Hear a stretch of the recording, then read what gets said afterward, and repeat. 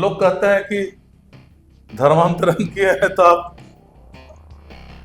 उस समुदाय से बाहर हो जाएंगे, डिलिस्टिंग कर दीजिए। अरे कैसे डिलिस्टिंग करते हैं? आप कौन होते हैं? मेरा जीन भी बदलिए, मुंडा जीन से बदल कर ब्राह्मण जीन में डालिए। विज्ञान है, कर सकते हैं, बदल दीजिए ना, मैं जानने के लिए तैयार हूँ। ब्राह्मण बनने का शौक ब्राह्मण है। बन पेशा कानून पर आपकी सरकार फंसी हुई नजर आ रही है। पेशा को लेकर के अब जो खबर है कि आप लोगों का घेराव भी करने की तैयारी है। क्या पेशा में क्या विलंब है? जो है भाजपा चाहती है कि पेशा का नियमावली बने ही नहीं, अच्छा, और वही भरमा रही है लोगों को, गलत कन्विंस कर रही है पीछे से। अच्छा, पेशा का नियमावली हम लाएंगे और अनुसूचित क्षेत्र के लोगों को हम उनका हक को, मतलब इसको लेकर के आप लोग सीरियस हैं? सीरियस है, हम लोग मंथन कर रहे हैं। तो दिक्कत कहाँ आ रही है? इतना अच्छा से आपने बताया, तो क्या ये लोगों तक कनेक्ट नहीं हो पा रहा है? क्या समझ आ रही है? मंत्रिमंडल जब बन रहा था तो हमने देखा था कि विक्सल कोंगाड़ी के अंदर भी एक ख्वाहिश थी, और ख्वाहिश क्या थी, डिजर्व भी करते थे एक मंत्री पद। तो अभी भी क्या वो अंदर में वो चाहत है, आप एक्सेप्ट कर चुके हैं कि चलिए अब नहीं है, माथा में मंत्री बनने का लकीर तो नहीं है, अब गलत करोगे तो छोड़ेंगे नहीं? छोड़ेंगे नहीं। याद कीजिए प्रदीप जी, हाँ, एफआईआर कुछ भ्रष्ट पदाधिकारियों पर एफआईआर के लिए हाँ, वो खबर हम ही उठाए, पूरा पेयजल स्वच्छता विभाग का। विपक्ष से ज्यादा तो पक्ष खड़ा सही था। बात है, सही बात है। तो हमारे मंत्रियों को घेरना हमारा मकसद नहीं है। सीरम डोली फ्लाईओवर को लेकर के हेमंत सोरेन फंसते नजर आ रहे हैं, और ये विवाद जो है, इसकी अगुवाई गीताश्री उरांव कर रही है, वो तो कांग्रेस से जुड़ी है। तो कहीं कांग्रेस का ये प्रायोजित विवाद कि भाई हेमंत सोरेन अब अपनी जगह पे रहे, कांग्रेस के ऊपर चढ़ के ना बैठ सके, तो मतलब कांग्रेस का ही प्रायोजित विवाद है ये अपना अलग विवाद है? ये कांग्रेस का प्रायोजित विवाद नहीं है। जोहार द भारत मित्र देख रहे हैं आप, मेरा नाम अभिषेक भारती है, और आज हमारे साथ एक ऐसे शख्स हैं जिनको पहचान की तो जरूरत नहीं है, लेकिन फिर भी इनका तारुफ हम आपसे करवा देते हैं। विक्सल कोंगाड़ी, कोलेवीरा से विधायक हमारे साथ हैं। सर, बहुत बहुत स्वागत है आपका द भारत मित्र में। धन्यवाद। गुजरात से आप लौट करके आ रहे हैं, अभी गुजरात में क्या कुछ हुआ? मतलब गुजरात गए होंगे तो गुजरात का विकास मॉडल उदाहरण बताया जाता है, आप वो भी देख के आए होंगे। गुजरात में आप लोगों को बहुत सारे टिप्स भी मिले, कांग्रेस का मंत्र मिला, राहुल गांधी का संदेश मिला, मल्लिकार्जुन खड़गे साहब का संदेश मिला। मतलब क्या हुआ वहां पर, क्या क्या देख करके आए सर? गुजरात में हमारा कांग्रेस आईसीसी का अधिवेशन था, जिसमें सम्मानित पदाधिकारीगण, सदस्यगण और आमंत्रित सदस्यों ने हिस्सा लिया, जिसमें मुख्य रूप से हमारे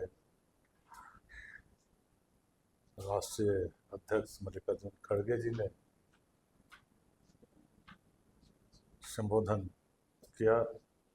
हमारे सम्मानित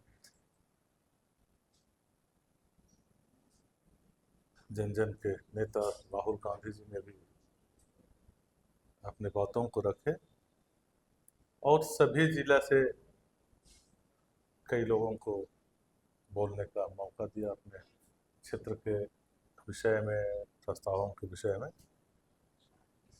और यह जो कार्यक्रम था, वह कार्यक्रम जबरदस्त उत्साह भरा है लोगों में। संविधान की रक्षा को लेकर, एसटी, एससी, ओबीसी समुदायों के हितों को लेकर, और देश में जो नैरेटिव, गलत नैरेटिव जी, पेश किया जा रहा है, कैसे लोगों को गुमराह किया जा रहा है, इन्हीं मुद्दों पर चर्चाएं हुई, और सभी लोग, न्याय पथ के नाम से कार्यक्रम था, जिसके संकल्प लिया गया संघर्ष करने का। यही मूल राहुल गांधी ने विषय भाषण रहा था। दिया था, हाँ, राहुल क्या गांधी बोले ने वो अपने भाषण में? राहुल गांधी जी ने इस खासकर जाति जनगणना, अच्छा, जो एसटी समुदायों को तो अपना हक मिलता है, आरक्षण का लाभ है, एससी समुदायों को भी मिलता है, ओबीसी। लेकिन ओबीसी समुदाय के लोगों को हक नहीं मिल पाता। और अभी भाजपा करोड़ों लोगों को रोजगार देने की बात की थी, लेकिन रोजगार देने या रोजगार का सृजन हो नहीं पा रहा है, कर नहीं पा रहे। बनस्पत एकदम उसके उलट रोजगार को खत्म करने का साजिश रचा जा रहा है। उसका प्रमाण है कि पूंजीपतियों को, कॉरपोरेट घरानों को, सरकारी संस्थाओं को निजीकरण के द्वारा सौंपा जा रहा है, जिससे जहां एसटी, एससी, ओबीसी समुदायों को रोजगार मिलता था, वो रोजगार अब बंद हो गया है। और यही साजिश एसटी, एससी, ओबीसी समुदायों को जो संवैधानिक अधिकार मिला है, संरक्षण दिया गया है, मुख्यधारा में जोड़ने का प्रयास रहा था, लेकिन उन प्रयासों को, उन प्रावधानों को भाजपा बहुत चतुराई से निजीकरण के रास्ते से खत्म करे। इस बात पर भी राहुल गांधी जी ने अपनी बातों को रखे। अभी आप गुजरात गए, मोदी जी गुजरात के विकास मॉडल का उदाहरण देते हैं, तो विकास मॉडल आप लोगों ने देखा, मतलब आप लोगों को पसंद आया वो? आज मोदी जी का विकास मॉडल का सबसे अच्छा उदाहरण अभी कुछ दिन हम लोग देखेंगे, जब अमेरिका में नए सरकार बने और वहाँ जब भारत के लोग रोजगार के लिए बहुत भारी पैमाने पर, लाखों की संख्या में लोग, कई लाख लोग रोजगार के लिए अमेरिका गए गए, हुए थे, जिसमें से सबसे ज्यादा गुजरात के थे। गुजराती लोग थे। निश्चित तौर से कॉरपोरेट घरानों को बढ़ावा दिया है, लेकिन रोजगार का सृजन नहीं हो पाया। कुछ चंद पूंजीपतियों को अथाह रुपया कमाने का अवसर दिया है, जिससे कहीं रोड बने हैं, कहीं कारखाने बने, उसको भाजपा विकास का पैमाने मानते। वो चंद पूंजीपतियों का पर्सनल, उनका विकास हुआ है, उनका विकास हुआ है, राज्य का विकास नहीं हुआ। राज्य का विकास नहीं हुआ है, लोगों का विकास नहीं हुआ है। उसको हम लोगों ने देखा वहां। अच्छा, वही पूंजीपति लोग यहाँ मुख्यमंत्री से आके मिल रहे हैं फिर? मिलना उनका काम है, वो प्रयास करते हैं कि अपने साम्राज्य को बढ़ाना चाहते हैं, अच्छा,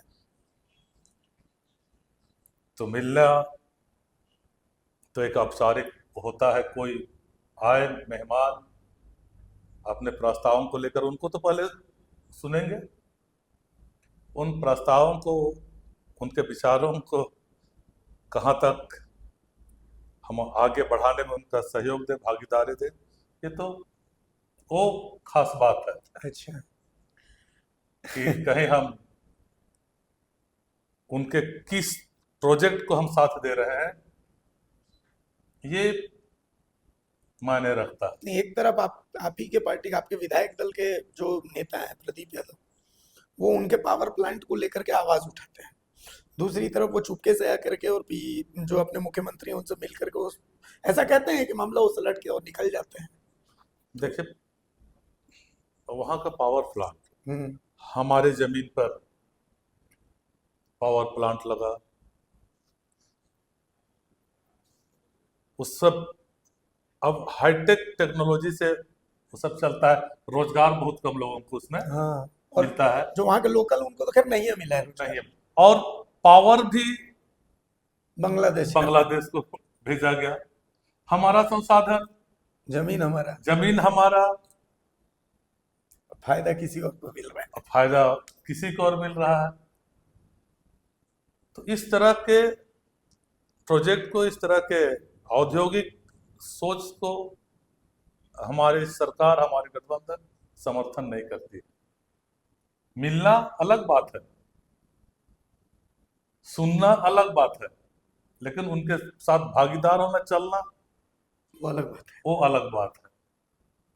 अच्छा, रोजगार के मुद्दे पर भी आप बोल रहे हैं। अभी हमने 2 दिन पहले कैबिनेट की बैठक में देखा कि लगभग 8,900 पोस्ट हैं, उनको सरेंडर कर दिए गए टीजीटी पीजीटी के। रोजगार घट रहा है, जेपीएससी का रिजल्ट नहीं आ रहा है, जेएसएससी का मामला भी फंस गया है। तो रोजगार के मामले में मतलब कहीं ना कहीं तो आप लोग भी घिरे ही हुए हैं रोजगार के मामले में।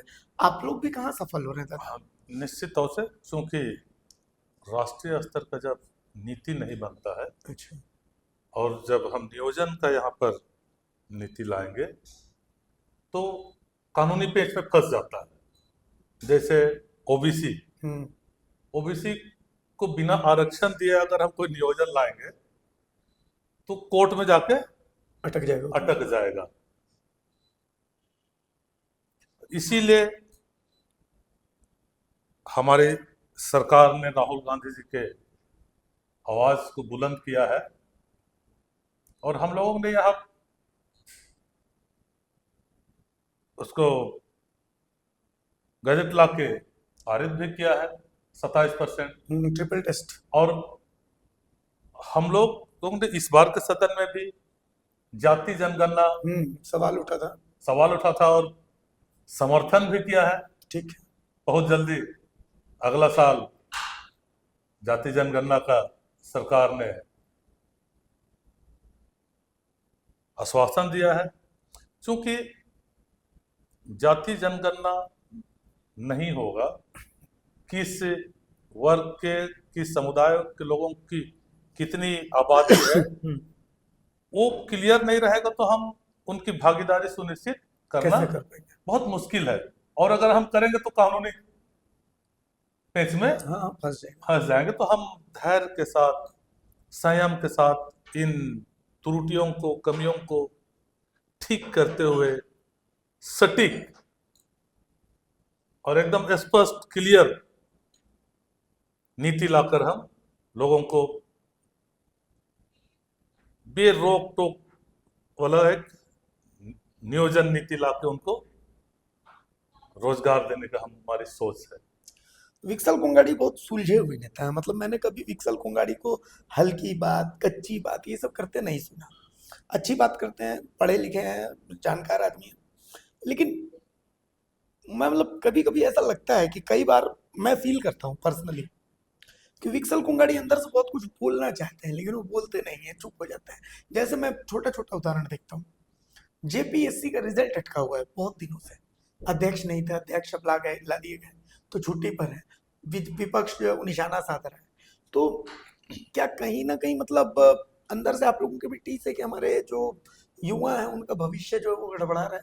रिजल्ट देने में इतना देरी करना, सीडीपीओ का रिजल्ट अटका करके रखा हुआ है, मतलब कोई लॉजिक नहीं समझ में आता इसका। पिछले सेशन में निश्चित तौर से हम लोग डिस्टर्ब रहे। हमारे इंडिया गठबंधन के नेता को लोग फंसाया, इस तरह से साजिश के तहत जेल में रखा, सरकार को अस्थिर करने का प्रयास किया गया, एक उहापोह की स्थिति बनाया गया, जिसके कारण बहुत सकारात्मकता के साथ आगे हम नहीं बढ़ पाए। लेकिन अब प्रचंड जनादेश के साथ, बहुमत के साथ सरकार बनी है। हम इस सेशन में जेपीएससी के अध्यक्ष की नियुक्ति हो गई है। अब हम इस पे आगे बढ़ रहे हैं और नया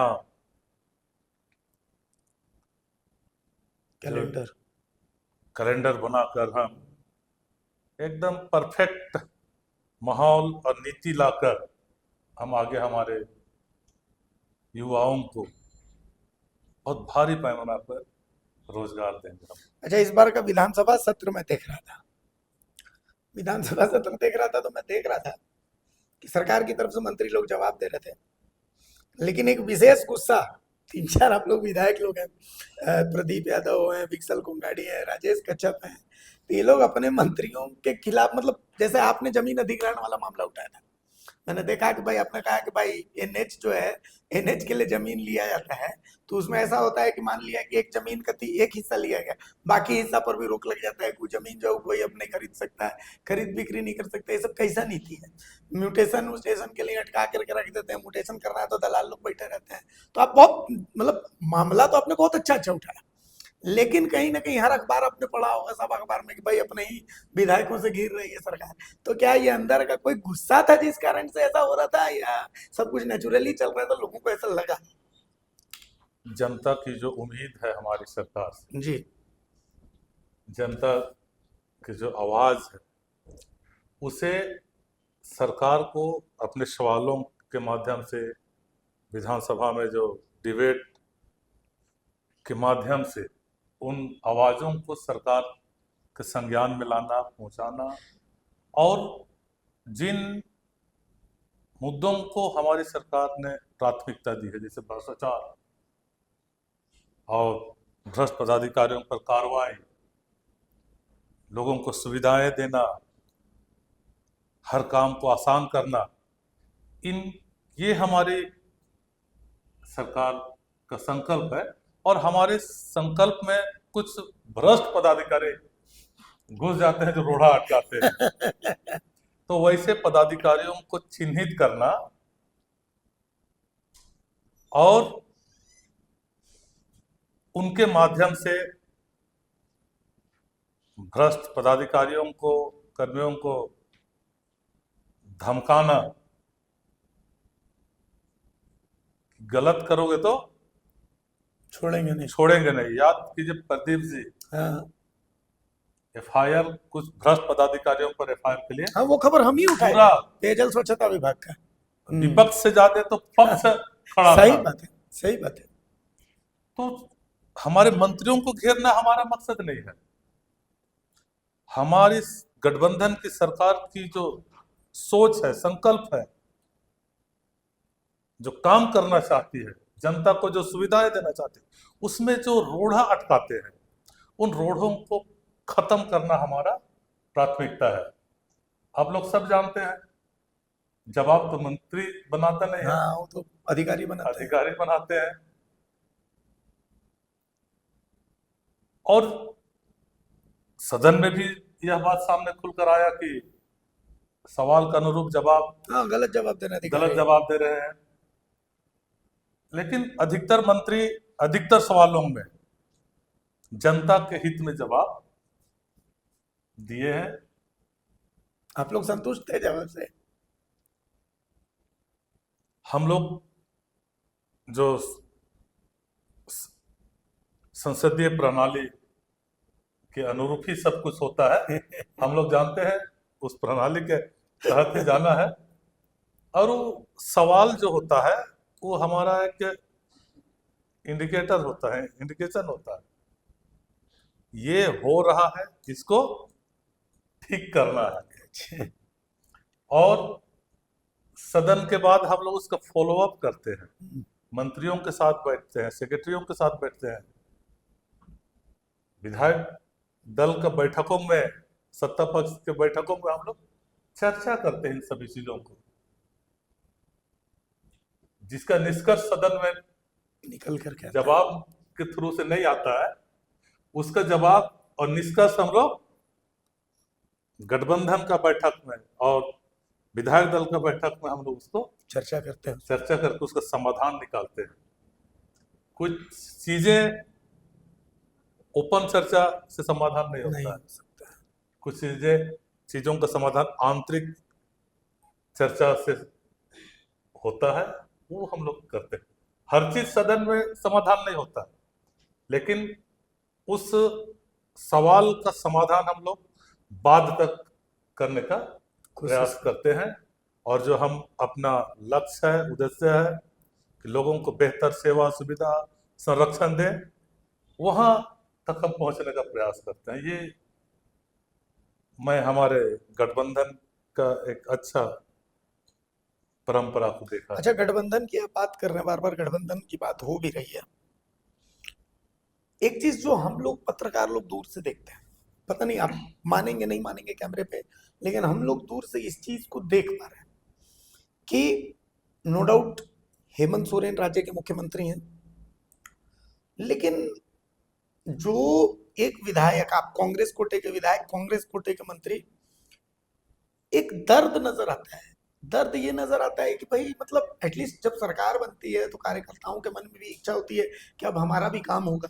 हम चूंकि कार्यकर्ताओं का एक जो है जनभावना होती है, लेकिन पिछली बार में हमने देखा कि वो चीज नहीं हो पा रही थी, और इस बार में हम देख रहे हैं पावर सेंटर जो है वो सीएमओ है, और सीएमओ के अलावा पावर सेंटर कहीं नहीं है। छोटे छोटे काम के लिए भी आपको मुख्यमंत्री की तरफ ही देखना पड़ रहा है। तो इस कारण से मतलब ऐसा कहा जा रहा है कि टसल जो है वो अंदर, आंतरिक टसल है, वो हम लोग महसूस कर पा रहे हैं। आप लोग क्या वो महसूस नहीं कर रहे हैं? नहीं, ऐसी बात नहीं है। कुछ कुछ चीजें कार्यकर्ताओं के माध्यम से, कुछ नेताओं के माध्यम से,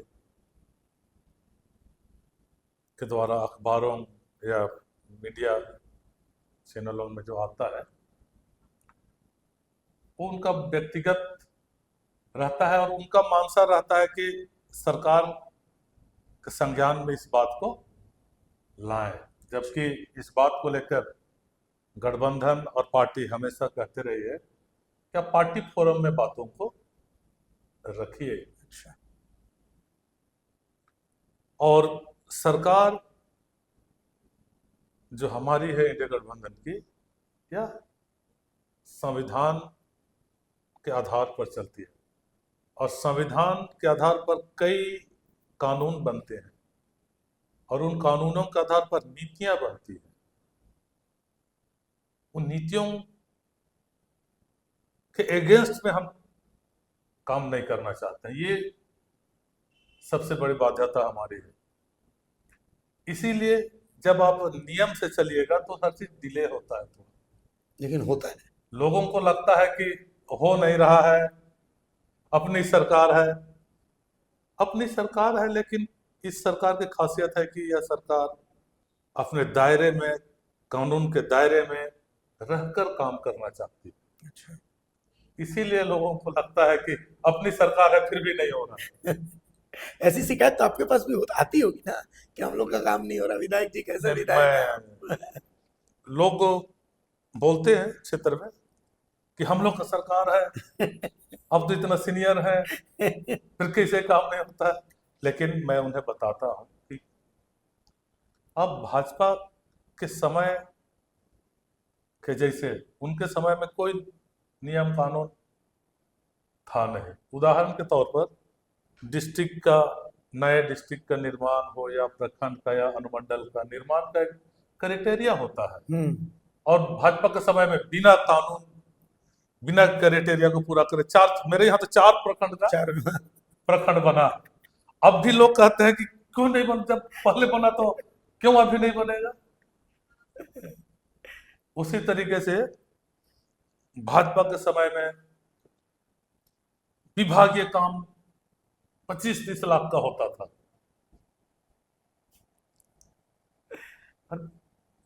हम बोले कि वो भाजपा के समय का था। हमारा सरकार चाहती है कि रॉयल्टी भी सरकार को मिले। मिले। टेंडर में आएगा तो 25 लाख का काम हो सकता है 20 लाख में कोई पूरा कर दे, तो 5 लाख सेव होगा, वो अन्य काम में वो पैसा इस्तेमाल हो जाएगा, इस्तेमाल होगा। और टेंडर के लिए भी कई टैक्स का प्रोविजन है, कई उसमें टैक्सेस का है, तो उसके थ्रू भी गवर्नमेंट को रॉयल्टी आता है, रेवेन्यू आता है। तो इन सब चीजों के द्वारा सरकार को चलाने के लिए राजस्व भी मिलता है। इसलिए ये सरकार सिर्फ फायदा के लिए नहीं, पार्टी फायदा के लिए नहीं, कार्यकर्ता फायदा के लिए नहीं, बल्कि पूरा राज्य और राज्य के लोगों कि फायदे के बारे में सोचती है, ताकि मैं समझाता हूँ तो लोग समझ जाते हैं। तो आप समझा देते हैं लोगों को फिर। अच्छा, आप एक ऐसे विधानसभा से आते हैं 5वीं अनुसूची की, वो विधानसभा 5वीं अनुसूची क्षेत्र आता है। पेशा कानून पर आपकी सरकार फंसी हुई नजर आ रही है। पेशा को लेकर के अब जो खबर है कि आप लोगों का घेराव भी करने की तैयारी है कि भाई जितने विधायक हैं जो एसटी सीटों से आते हैं सबका घेराव होगा। आखिर पेशा को नियमावली जो है वो नियमावली क्यों नहीं बन रही है, बन भी रही है तो वो मतलब सरकार जो धोखा में रख रही है। क्या पेशा में क्या विलंब है? पेशा के लिए मंथन चल रहा है, अभी तो नया नया सरकार बनी है, और मैं तो खुद इस बार सदन में क्वेश्चन भी लाया, और 2 दिन के अपने डिबेट में हाँ, आपने अपने उठाया था। बातों को भी मैंने रखा, जी।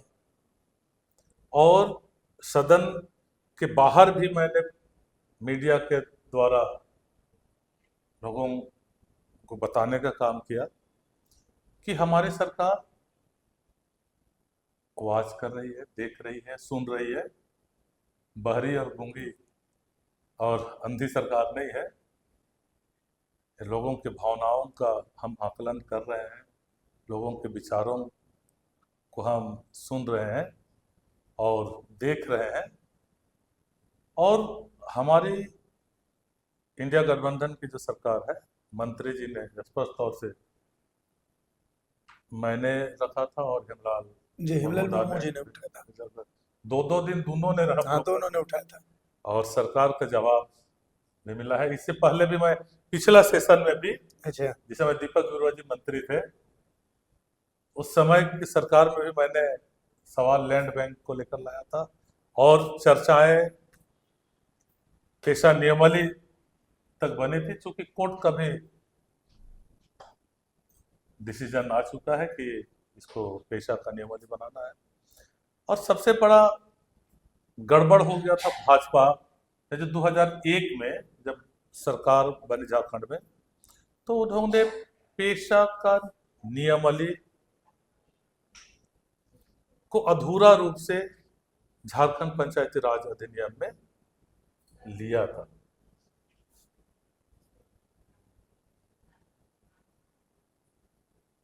पेशा एक कैसे बना आप लोग सबको जानते हैं, बहुत लंबा चौड़ा हाँ, ठीक चर्चा है। है। पेशा एक्ट का बनने के पीछे सबसे महत्वपूर्ण कारण रहा है कि अनुसूचित क्षेत्रों में जो स्वशासन व्यवस्था। पंचायती राज व्यवस्था जो संविधान के आर्टिकल 243 में जो है, वो अनुसूचित क्षेत्र में लागू हो सके। नहीं होगा। अच्छा। स्पष्ट आर्टिकल में प्रावधान कि किया भाई गया है, पंचायती राज व्यवस्था उसमें लागू होनी ही नहीं उसमें चाहिए। लागू होनी ही नहीं चाहिए। वो जो प्रावधान है, हाँ, हाँ। पंचायत का जो 12 प्रावधान है, ये प्रावधान अनुसूचित क्षेत्र में लागू नहीं होगा। उसके लिए पारंपरिक जो स्वशासन। अलग से प्रावधान किया जाए। ठीक है। उसके तहत 1996 में पेशा लेकर कानून गए गए। बना। अब उसमें जो अधिकार दिया गया है, स्वशासन का अधिकार है, प्राकृतिक संसाधनों का अधिकार है, भाषा संस्कृति परंपराओं का संरक्षण और विकास का है अधिकार है, और सरकारी योजनाओं के चयन, क्रियान्वयन और निगरानी का जो अधिकार है, भूमि अधिग्रहण हाँ, हाँ, ग्राम सभा के माध्यम से सारी चीजें। को लेकर जो अधिकार है, ये सारी अधिकारें जो पेशा कानून 1996 में प्रावधानित है, इनको इस अधिकार को देने के लिए नियमावली की आवश्यकता होती है। कानून में 2 भाग होते हैं, एक कानून का भाग और दूसरा उसको इम्प्लीमेंट करने का, लागू करने इम्प्लीमेंटेशन का उसका हिस्सा। जैसे आईपीसी, उसे इम्प्लीमेंटेशन करने के लिए सीआरपीसी है। ठीक है। उसी तरह अधिकतर कानून का नियमावली होता है उसे लागू करने के लिए। वन अधिकार कानून 2006 वो एक भाग में है और उसे लागू करने के नियमावली दूसरे भाग में है। उन अधिकारों को कैसे देना है, लेने का प्रोसेस क्या होगा, क्या कैसा फॉर्मेट होगा, क्या प्रक्रिया होगा। तो पेशा कानून में जो अधिकार दिए गए हैं, प्रावधान किए गए हैं, उन अधिकारों को कैसे लोगों को हम दें, उसके लिए नियमावली आज तक नहीं बन पाया है। और वही नियमावली जनता मांग रही है, अनुसूचित क्षेत्र के लोग मांग रहे हैं और हमारी सरकार देख रही है, सुन रही है।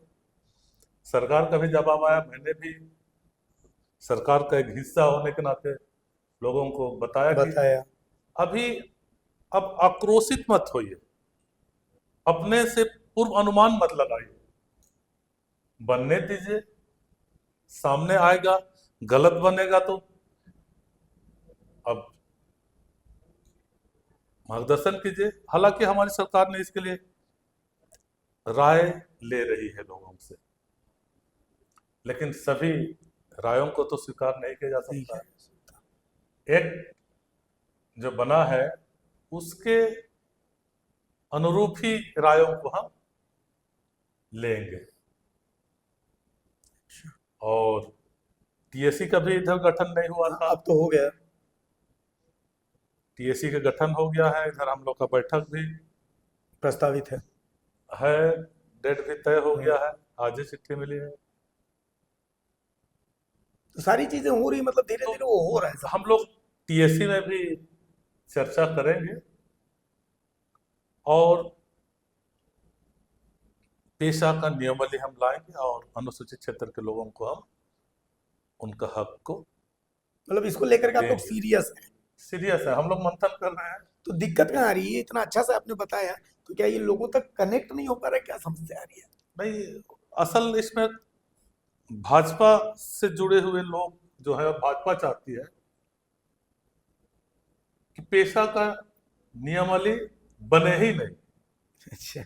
और वही भरमा रही है लोगों को, गलत कन्विंस कर रही है पीछे से। अच्छा। जो 2001 में जो तोड़ मरोड़ कर लाई है, उसी तरह का पेशा को तोड़ मरोड़ कर पेश करने के लिए एक विवाद पैदा कर रही है। मकसद एक ही है, अनुसूचित क्षेत्र में जो अनुसूचित जनजाति के लोग, आदिवासी समुदाय के लोग जो रहते हैं, जिनकी बहुलता है, सौभाग्य से इसी धरती के नीचे अकूत खनिज संपदाएं हैं और जमीन के ऊपर भी आजीविका का असीमित संसाधन है और दुनिया का सबसे बेहतरीन वातावरण जो पर्यावरण के दृष्टिकोण से है, फॉरेस्ट इकोसिस्टम के अनुसार से अगर देखें तो सबसे बेहतरीन वातावरण पर्यावरण का यही है। ये तीन चीजों को लेकर इन संसाधनों को कब्जा करना चाहती है भाजपा, अपने पूंजीपति साथियों को देना चाहती है। हालांकि भाजपा ने लगातार संशोधन कर रही है। भूमि अधिग्रहण कानून 2013 को भी संशोधन करके झारखंड रघुवंशी के समय में 2018 में ग्राम सभा का अधिकार को खत्म ही कर दिया था। बिल्कुल। कांग्रेस ने कई चरणों में वन संरक्षण का कानून लाया था, जिसे भाजपा ने संशोधन किया और 2023 में लाया एक नया, जिसमें भी सुरक्षा और विकास के नाम पर जंगलों को उजाड़ने का जी और ग्राम सभा के अधिकारों को खत्म करने का कानून लाया है, संशोधन लाया है। ये और तो और माइनिंग में भी जी। गांव के लोग ग्राम सभा को, एकदम का अधिकार को खत्म कर दिया। खत्म करने का प्रयास किया है। ये सब तो सबूत है कि भाजपा क्या सोच रही है और किनके लिए काम कर रही है। वो तो आदिवासी और मूलवासियों के लिए तो घड़ियाली आंसू बहाती है। लेकिन झारखंड के लोग समझ गए हैं, इसीलिए अच्छा, ये पैसा आदिवासी और मूलवासी क्षेत्र में भाजपा खत्म। खत्म हो गई है। अब हम अन्य राज्यों में भी हम इन सभी चीजों को पहुंचाने का काम अच्छा, कर रहे हैं। ये पैसा को लेकर के तो आपने बता दिया। एक अभी हमने सीरम टोली फ्लाईओवर को लेकर के, सरना स्थल को लेकर के विवाद भी हमने देखा।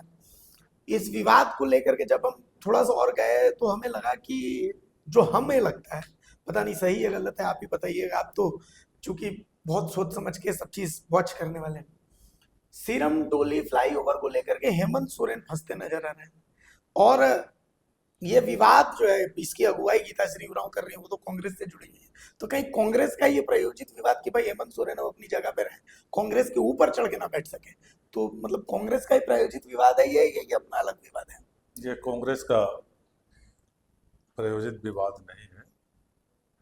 हर आदिवासी समुदायों का अलग अलग सोच और अलग अलग प्रतिक्रिया होती है।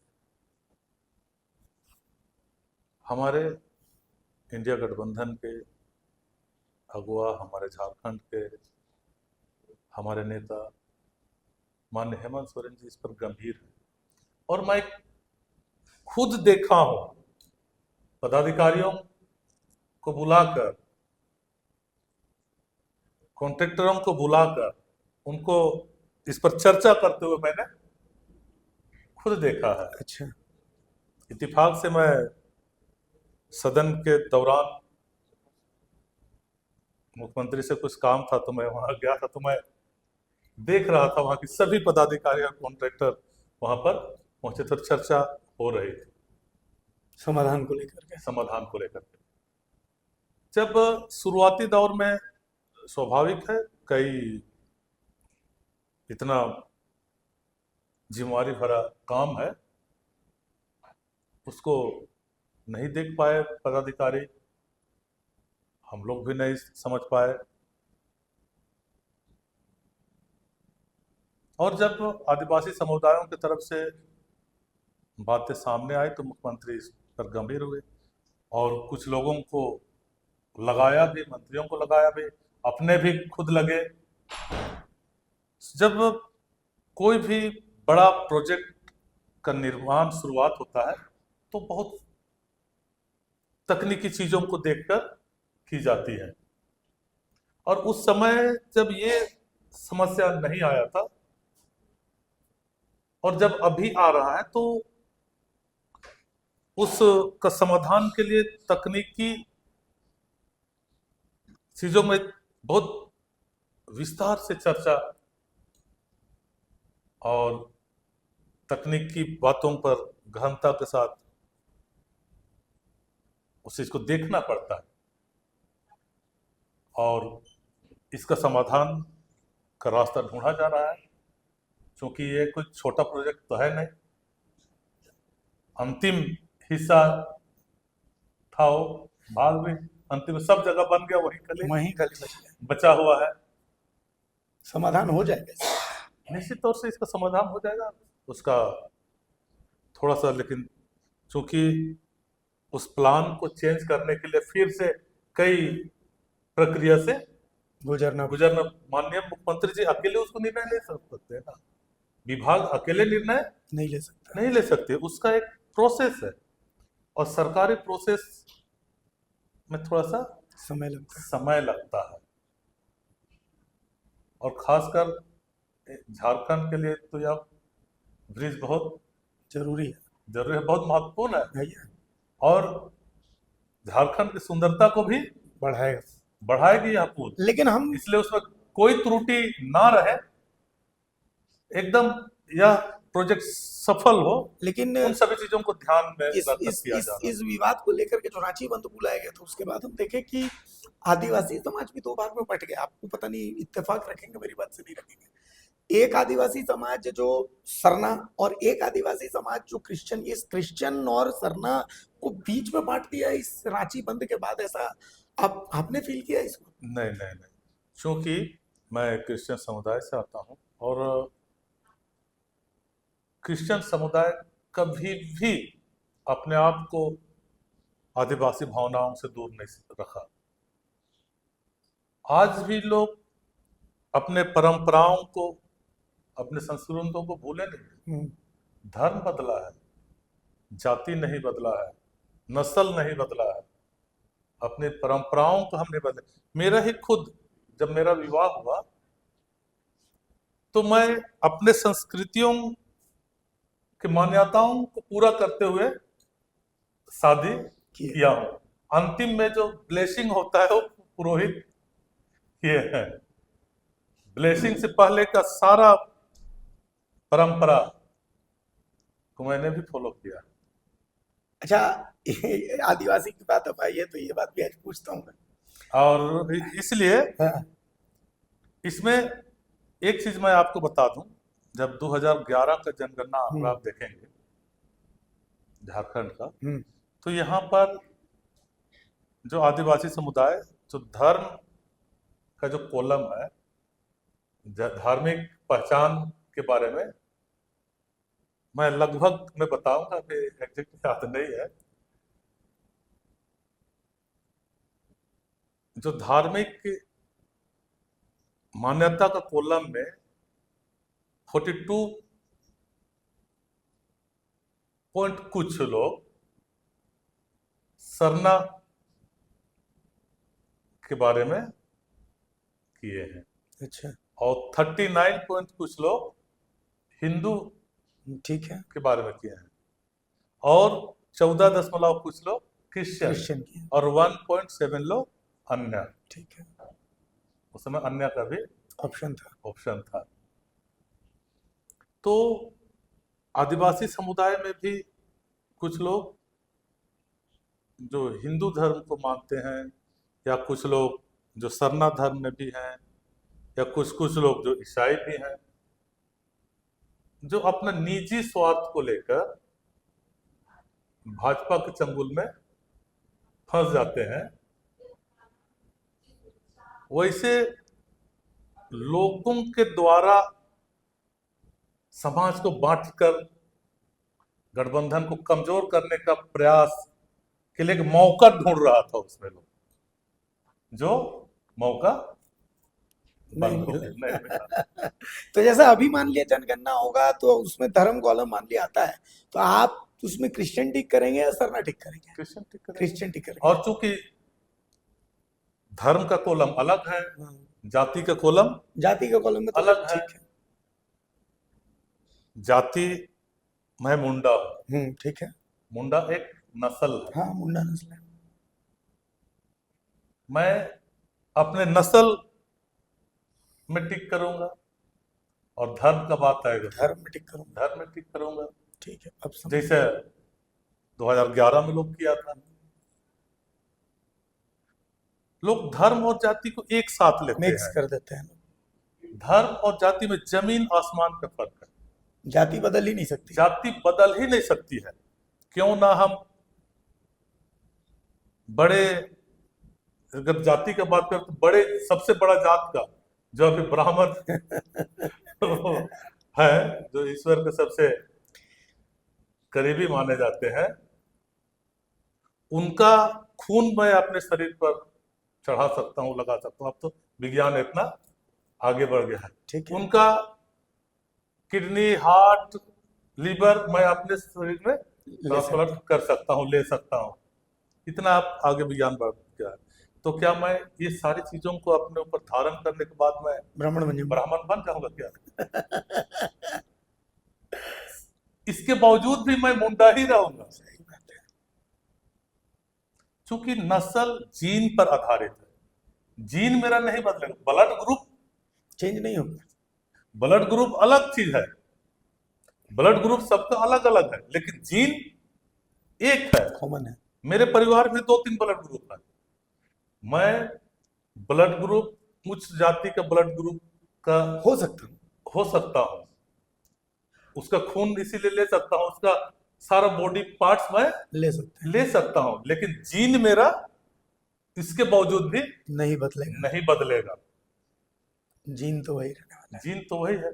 तो इसलिए लोग कहते हैं कि धर्मांतरण किए हैं तो आप उस समुदाय से बाहर हो जाएंगे, डिलिस्टिंग कर दीजिए। अरे कैसे डिलिस्टिंग करते हैं? आप कौन होते हैं? मेरा जीन भी बदलिए, मुंडा जीन से बदल कर ब्राह्मण जीन में डालिए। विज्ञान है, कर सकते हैं, बदल दीजिए ना, मैं जानने के लिए तैयार हूँ। ब्राह्मण बनने के ब्राह्मण बन तो लोग बोलते हैं डिलिस्टिंग। अरे डिलिस्टिंग कीजिए तो वैज्ञानिक तरीके से डिलिस्टिंग कीजिए, सिर्फ अधिकार से वंचित करने के लिए डिलिस्टिंग नहीं, वैज्ञानिक रूप से भी मुझे मुंडा से हमको मिश्रा बनाइए तब तो हम माने। हाँ।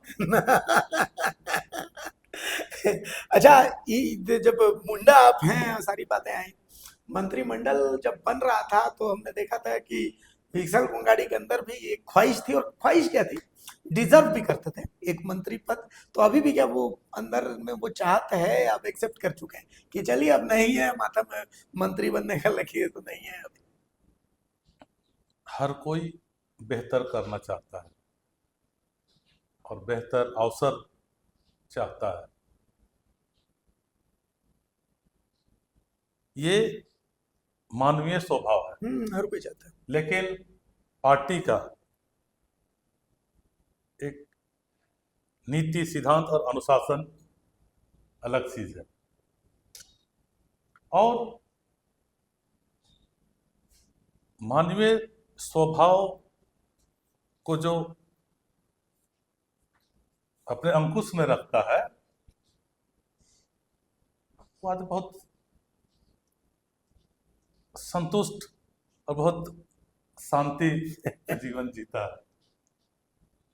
इच्छाएं हैं, लेकिन उन इच्छाओं को वश में रखना, तो वश में है अभी वो इच्छाओं को वश में रखना पड़ता है, क्योंकि पार्टी का नीति सिद्धांत है, समाज का नीति सिद्धांत है। कहे कि पद तो सीमित है, हाँ। और जातियां भी सिर्फ 9 12 आदिवासी समुदाय में है, 32 से अभी 35 जनजाति है। 35 जाति को तो नहीं बनाया जा सकता है। और योग्यता कहें या सीनियरिटी कहें, सिर्फ वही खाली पैमाना नहीं होता है कि योग्यता और सीनियरिटी में, दोनों में तो आप परफेक्ट हैं। सीनियरिटी में भी मैं पार्टी में भी हूँ, इसीलिए तो पद में भी हूँ, क्वालिफिकेशन भी मेरा LLB है, साइंस पढ़ा, ISC किया, ग्रेजुएशन में आर्ट्स किया, फिर LLB भी किया हूँ। तो मन में अंदर में लगता होगा ना, मतलब क्या कमी रहेगी मेरे अंदर। लेकिन मैं जो देखा, काम करने का अवसर, तो विधायक पद कोई छोटा पद नहीं। हाँ वो तो है ही। अगर हम इसी पद में रहकर हम अपने क्षेत्र के लिए, अपने लोगों के लिए, अपने समुदाय के लिए, अपने देश राज्य के लिए करने के लिए, इसमें भी बहुत सारे संभावनाएं हैं। इसी को अभी तो मेरा विधायक बने हुए, हाँ अभी तो भले टर्म 3 बार हो गया है, लेकिन 6 ही साल हुआ है अभी मेरा विधायक का कार्यकाल को देखे, अनुभव किए, तो फिर बहुत समय है। और ईश्वर पर भी, और आपको तो हमने संघर्ष करते देखा है। मुझे याद आता है वो चुनाव से पहले के विक्सल कोंगाड़ी, उस समय भी वो, और मैं महत्वाकांक्षाएं होती है, होनी चाहिए, लेकिन आत्म संतुष्टि बहुत महत्वपूर्ण पूंजी है, उससे दिल को शांति मिलती है।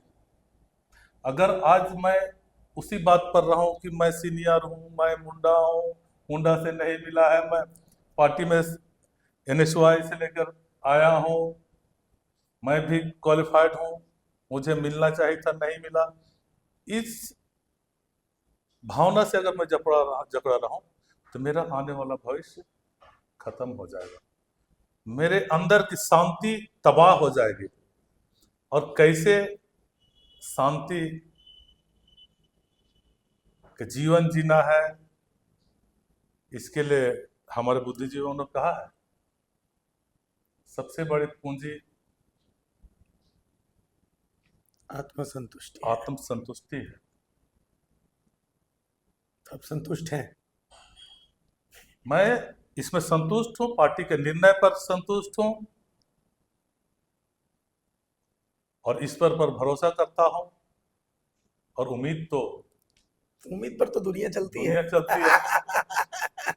एक आखिरी सवाल जो है, ये सवाल मैंने इसका जवाब कभी नहीं देखा, आज चूंकि दिल से बात हो रही है तो मन कर रहा है कि ये सवाल मैं पूछूं।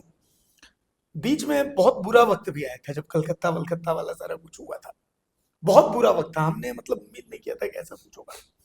आप लेकिन उबर गए, उन सब चीजों से भी आप उबरे।